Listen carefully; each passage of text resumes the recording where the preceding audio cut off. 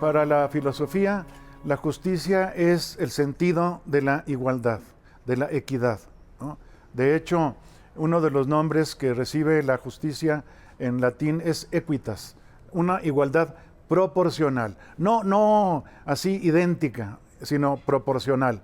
Por eso, de hecho, la justicia es darle a cada quien lo que le toca proporcionalmente y respetárselo, ¿verdad? Es una situación de trato, de relación con los demás, en las que en esa relación respetamos lo que le toca a cada quien en la proporción de vida. En el término latino que es moral, ¿verdad? Viene de mos moris, que significa costumbre, es lo que uno hace, lo que acostumbra uno a hacer, pero aquí en la ética vamos más allá, porque queremos que se hagan las cosas, pero bien. Es decir, hay una bondad moral, no un bien cualquiera. Hay cosas que son buenas para esto, buenas para el otro, pero aquí el bien es la conducta ética, la conducta moral. Por eso la justicia formaba parte de la ética, ¿verdad? En la ética se nos enseña a ser justos como una virtud que debemos cumplir con los demás, sobre todo en la convivencia social o política. La gente luego tiene un poco de miedo a los términos que usamos en filosofía, pero simplemente todos reflexionamos en algún momento de la vida. ¿Qué significa nuestra existencia? ¿Para qué vinimos aquí? ¿Cómo debemos comportarnos? Ahí está la ética. ¿Qué podemos conocer? ¿Qué podemos esperar? Incluso de otra vida, etcétera. Todo eso forma parte de los problemas filosóficos. En nuestro caso es el problema ético, el problema moral. Algunos le llaman ética, otros le llaman filosofía moral. Los ingleses y estadounidenses prefieren filosofía moral, que en el fondo es lo mismo, ¿verdad? Porque ética primero significó el lugar donde se reunían a los animales, después significó la casa y luego significó el interior de uno mismo. Es decir, moral, las costumbres, pero costumbres virtuosas, costumbres buenas. Es lo que trata de hacer la filosofía moral o ética.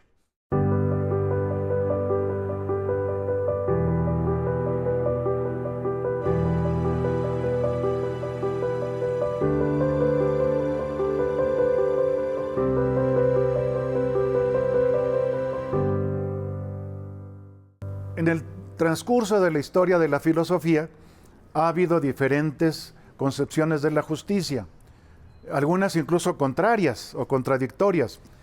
Hablábamos desde los presocráticos. En los presocráticos surgió en este grupo de los pitagóricos, ¿verdad?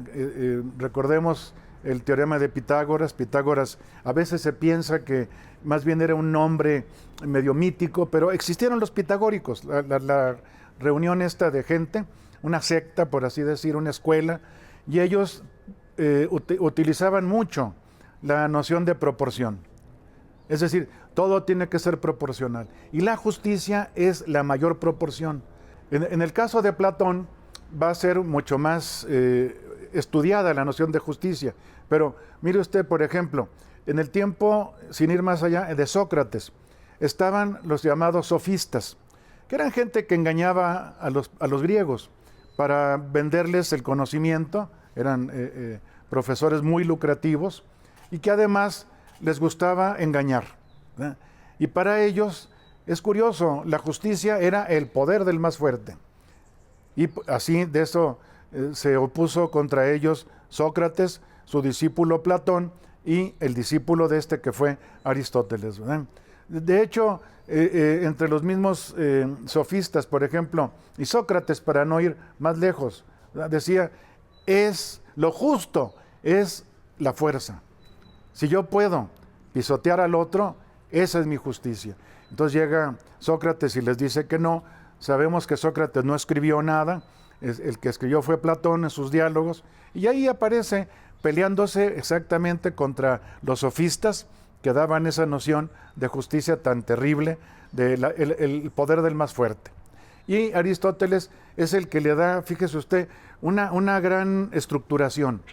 Aristóteles, en la Ética a Nicómaco, en ese gran libro suyo, la Ética a Nicómaco, en el libro quinto, él habla de la justicia Y ya un poco se asemeja a lo que estamos trabajando ahora en las clases de filosofía. Porque él dice, bueno, la justicia es, retomándolo de los pitagóricos, proporción. ¿Verdad?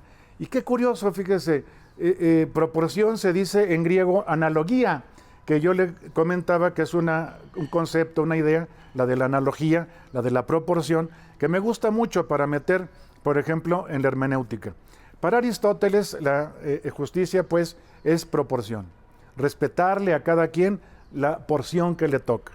Y lo que después los grandes juristas romanos van a decir, respetar el derecho de cada quien. Es lo mismo. ¿Eh? Y Aristóteles hablaba ya de una justicia conmutativa, que es la de las compraventas, que me cobren lo justo y pague lo justo. ¿Eh? Es equitativo allí. También una justicia más difícil, la justicia distributiva, que es ya la distribución que hace el gobierno de bienes y cargos y cargas para que les toque a todos la manera suficiente de vivir. Y finalmente la justicia legal, que es la justicia de los tribunales. Y allí el juez es el que tiene que lograr la proporción, la equidad, ¿verdad? Aplicando la ley de modo que no lastime a ninguna de las partes. Entonces, vea, es una concepción bastante completa la de Aristóteles, que pasa por los romanos, los medievales, por ejemplo, Santo Tomás de Aquino repitió y enriqueció con los romanos, con los juristas, la noción de justicia de Aristóteles. Y llega hasta la actualidad. Nada más añado una cosa, más recientemente se agregó la famosa justicia social. Ya ve que incluso algunos de los gobiernos nuestros han hablado de justicia social. Muchos de los filósofos piensan que es la misma justicia distributiva.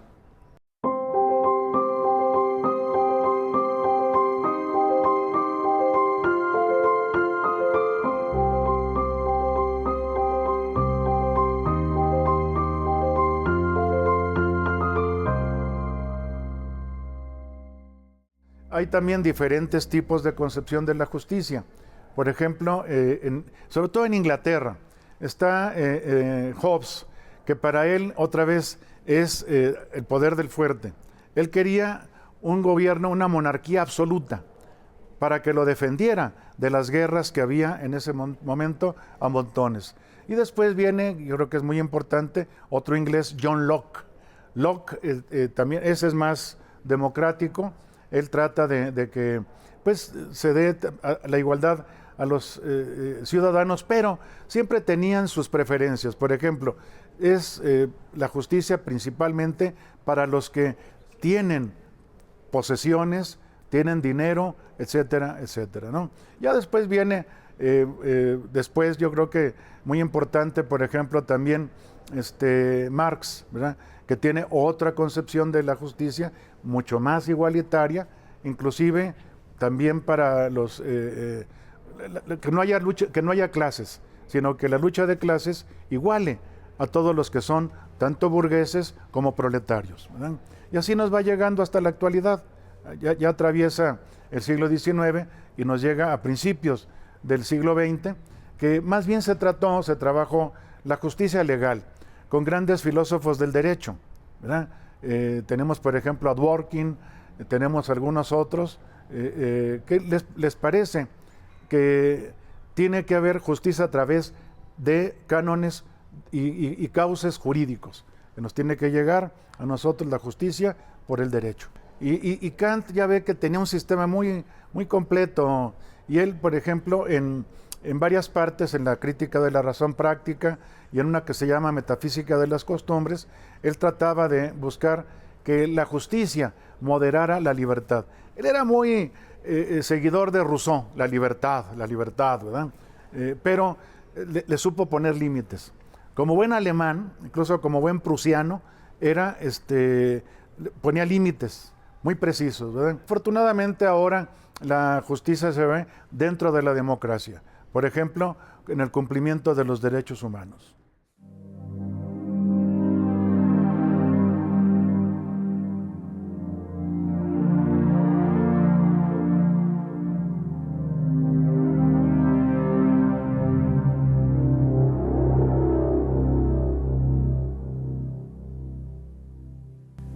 El existencialista, él vive la tragedia.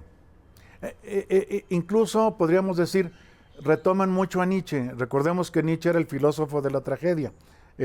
Su primer libro importante fue El origen de la tragedia, griega, pero también lo presentaba, digamos, en su propia vida, porque fue una vida muy trágica.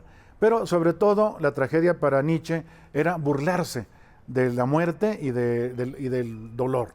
Es una cosa que después no supieron entender, yo creo que los posmodernos, porque todos eran seguidores de Nietzsche.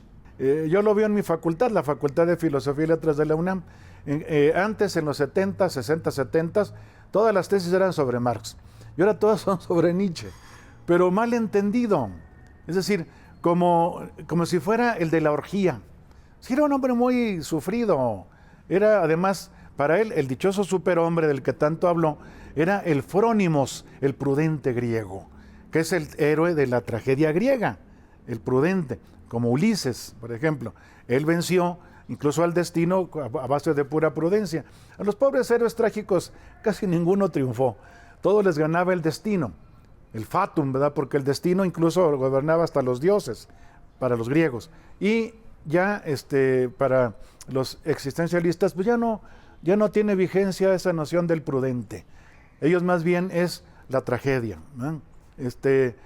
Hay una expresión que me gustaba mucho de Kolakowski, que dice, hace de broma un diccionario que es un articulito pequeño, dice existencialismo, que tu vida y mi vida pueden ser una tragedia. Pero ya lo ve, no se metían mucho en política.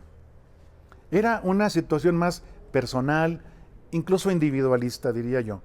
Por eso hubo esas reacciones. La filosofía avanza como en péndulo, fíjese, de una exageración a la otra, ¿verdad? Y allí encontramos en los existencialistas alguno que otro que estuvo preocupado por la política, como por ejemplo Sartre. Pero Heidegger incluso pactó con los nazis, ¿verdad? Y en cambio Sartre acabó, pero ya al final, de comunista y hasta de maoísta, ¿verdad?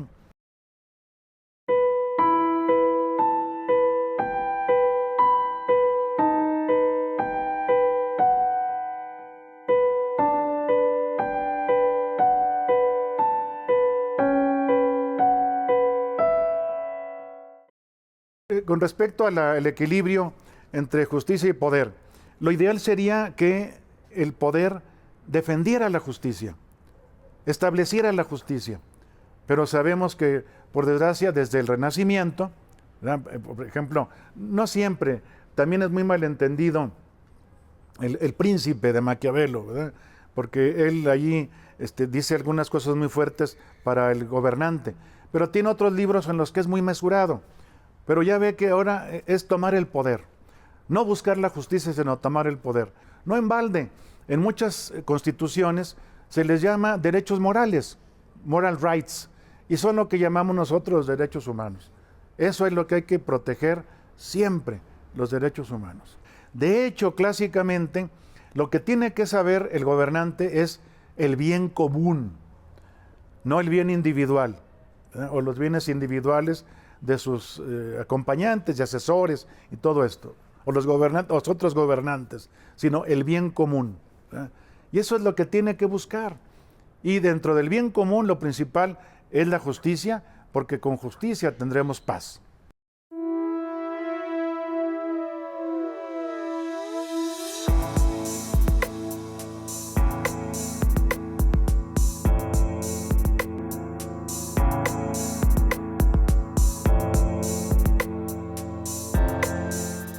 La hermenéutica es una rama de la filosofía muy sencilla. Al menos después de llevar 30 y tantos años de enseñarla, he llegado a una definición muy sencilla. Es la disciplina que nos enseña a interpretar textos. Es interpretación. Hermeneusis en griego significa interpretación. De hecho, qué bonito, fíjese, a mí dicen que no, pero a mí me gusta hacer que proceda del nombre de Hermes. Hermes era el intérprete. Recordemos que intérprete primero fue el traductor, y Hermes era el traductor de los dioses y los hombres, el intérprete, ¿verdad? y también el que pacificaba, porque daba sentido de la proporción. En hermenéutica, que es la interpretación de los textos, la analogía, la proporción, nos hace interpretar lo más posible textos que son diferentes, aglutinar diferentes interpretaciones dentro de ciertos límites, para que después venga una jerarquización, ¿verdad?, que nos haga ver que no todas las interpretaciones son válidas, sino que unas son mejores, otras peores, hasta que ya rayan en la equivocidad. En la filosofía del lenguaje hay tres modos de significar: el unívoco, el equívoco y el analógico. El unívoco es claro y distinto, exacto, riguroso. El equívoco es todo lo contrario. Sirve para hacer chistes y albures. Sí, no, de veras, hay una ciencia del albur, que es la ciencia del equívoco, ¿verdad? Cantinflas era un sabio en ese sentido, porque sabía encontrar el chiste en la equivocidad de las palabras. Y la analogía no tiene la exactitud de lo unívoco, pero tampoco se hunde en la ambigüedad de lo equívoco. Y una cosa importante, fíjese usted, el gran Aristóteles tiene en el libro quinto de la Metafísica como una especie de diccionario. Los principales términos filosóficos son analógicos, no son unívocos. Es decir, se dicen de varias maneras, pero con límite. Por ejemplo, el bien tiene varios modos, varias modalidades, el bien. El bien útil es el más bajito. El bien deleitable todavía es un poco mejor, y el bien honesto es el máximo. Y en la ética lo aplica precioso, porque así como hay tres maneras del bien, hay tres maneras de amistad. La amistad útil, la amistad deleitable y la amistad honesta. La amistad útil es la más baja. Eres mi amigo para que me prestes dinero. Pues es la utilidad nada más. Todavía es más superior la amistad deleitable. La pasan bien, la pasan rico, se divierten, gozan estar entre amigos.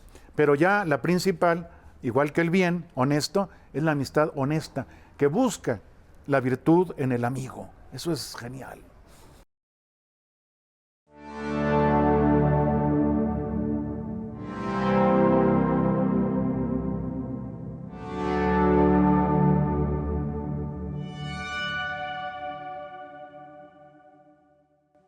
Hay que buscar, como decía, lo dicen varios, por ejemplo Dworkin, que la ley esté al servicio del ser humano, ¿verdad? Y para eso tiene que haber leyes justas. A mí me parece que todavía es vigente ese principio de la famosa ley natural, que decía que una ley injusta no es ley, ¿verdad? Es decir, se autodestruye. Entonces, en la actualidad también, que haya leyes justas. La gente está deseosa, la gente necesita tener leyes.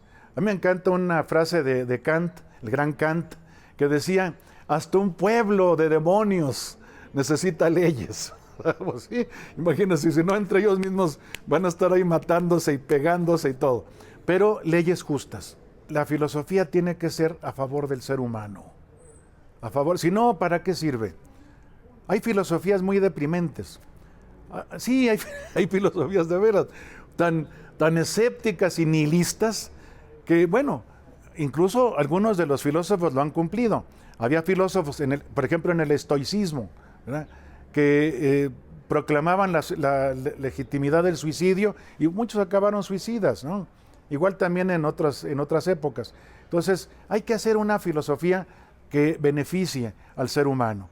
Y entre esas cosas que benefician al ser humano, tiene que estar la justicia. Si no, no es justicia. La justicia es equitas, equidad. Y la equidad es igualdad proporcional. Fíjese qué bonito. Volvemos al concepto de analogía. Analogía es proporción. Es cultivar la proporción entre los seres que convivimos.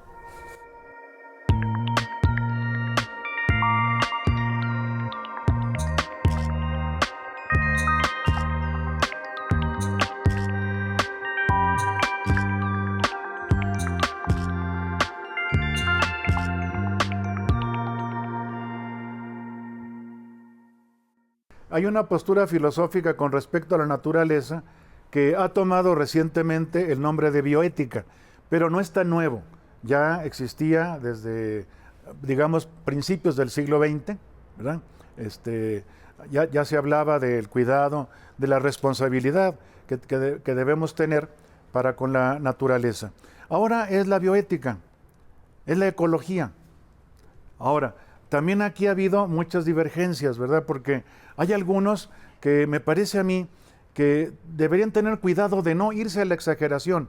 Yo en congresos filosóficos he escuchado a algunos que llegan a decir que hemos sido la peor especie, la especie humana, y que merecemos desaparecer. No llegar a tanto. Mejor una conversión, un cambio, un arrepentimiento y tratar de veras de cuidar a la naturaleza y ser una buena especie. Mire, antes eso también ya ha cambiado mucho. En el Renacimiento, el ser humano, el hombre, ¿verdad?, era el culmen de la creación. Hubo muchos escritos en el Renacimiento sobre la dignidad humana, la alta dignidad humana, ¿no? El mismo Kant fundamenta los derechos humanos en la dignidad del hombre. Y ahora más bien debemos de pensar que somos los que, no los dueños. Todavía en la filosofía moderna, ¿verdad?, se piensa que el ser humano está hecho para dominar la tierra. Pero no, hay que cuidarla. Ahora es el responsable, junto con las otras especies, de cuidar y cultivar la naturaleza. Ya no pensarlo como el dueño, sino como el que acompaña y el que cuida. Porque pues debemos pensar que a lo mejor tenemos más responsabilidad precisamente porque a diferencia de las otras especies tenemos el gran regalo de la razón, pero la razón tiene que ser recta razón. Mire, me gusta mucho cómo también otros filósofos que han hablado de la justicia, por ejemplo, Jürgen Habermas. Habermas distingue entre la razón técnica y la razón ética. Antes se le llamaba la recta razón, los escolásticos le llaman la recta ratio. La razón técnica destruye. La razón técnica, si se puede hacer una bomba monstruosa, hay que hacerlo. Y en cambio con la razón práctica, la razón correcta, ética, dice no, porque allí estamos haciendo mal al ser humano.